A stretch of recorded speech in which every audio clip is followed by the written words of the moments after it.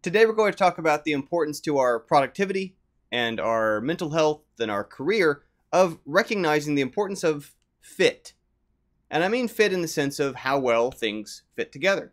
I think so often we get wrapped up in this easy idea, maybe it's carryover from how we got graded in school, that we are good or bad on a linear scale, from bad to good, 0 to 1, 0 to 100%, however we like to think of it, that if something's not working out, it's because we are just objectively not good enough, and therefore we are worse than that and we should aim lower.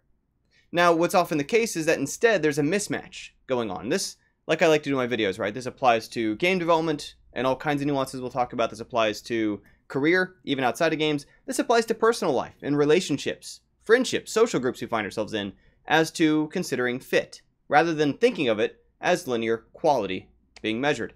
Now, a simple visual metaphor for this, because you know how much I like thinking of things in those terms, is if I asked you which of these tools is superior, the hammer or the screwdriver, you would properly recognize that's an absurd question.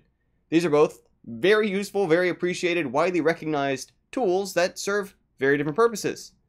This is a terrible hammer. This is a terrible screwdriver. But vice versa, a great hammer and a great screwdriver, right? And even within the realm of screwdrivers, there's some very different kinds. This one's so much smaller, you may not be able to tell quite what's going on, but it's a smaller, kind of used for electronics type screwdriver.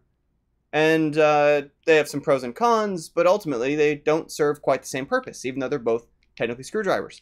And so what I've so often seen happen, especially early in people's careers, and this hits some people tough, especially right out of college or fresh into the industry or whatever it might be, where they find a line of work that they jump into and figure out, I hate this. It doesn't feel like it jives with who I am or even who I want to be. Now, it's different if what they're finding is that they just need to have some growth, right? I mean, this is not like a blanket catch-all excuse for saying, you know, well, they're the problem and gotta go find a happier place to be. Sometimes that's the case, but realistically, right, we can still grow within our reach, but so often what I've seen happen is someone who started off and figured out, well, they didn't really jive with being maybe a software engineer in one environment, could be an incredibly successful software engineer in another environment. Some people work better with big teams, some with small teams, some on longer schedules, some on shorter schedules. And there's different types of attitudes, priorities, and emphasis that we bring to it, both from our personality, our preference, our style, as well as just sort of our, training in terms of what kind of things we were best prepared to do that we find are our strengths.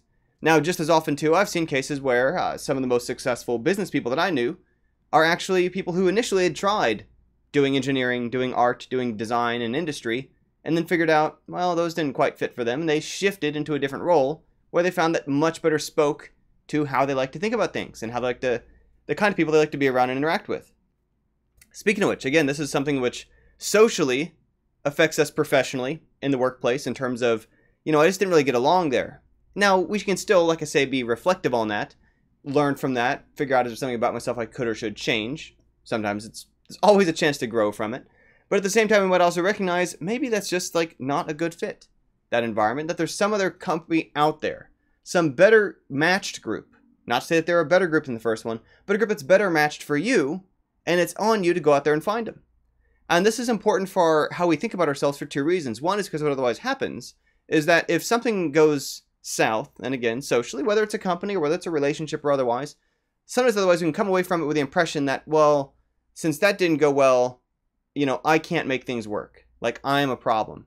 And what the problem is that this shuts us down from looking, right? This closes us off to the possibility of, I need to go find a better match, whether to a different genre or different role, different company size, different team.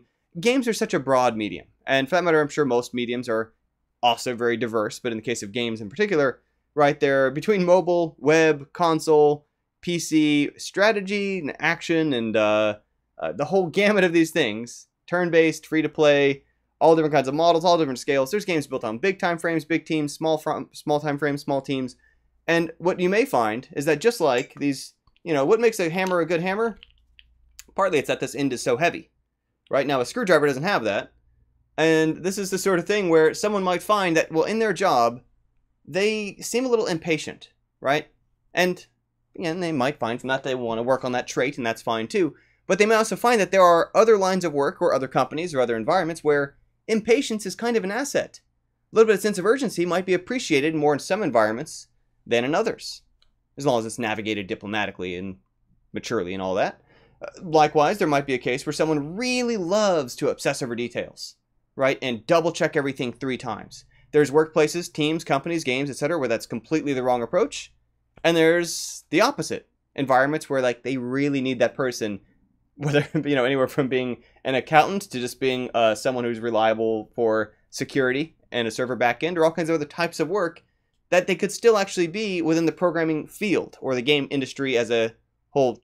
Again, doesn't even necessarily mean there's anything wrong with that company or wrong with those people or wrong with them. That might be a great fit for somebody else. And then, so that's, I guess, that's another way this actually affects things, is someone might come to you later and be like, well, how was working there?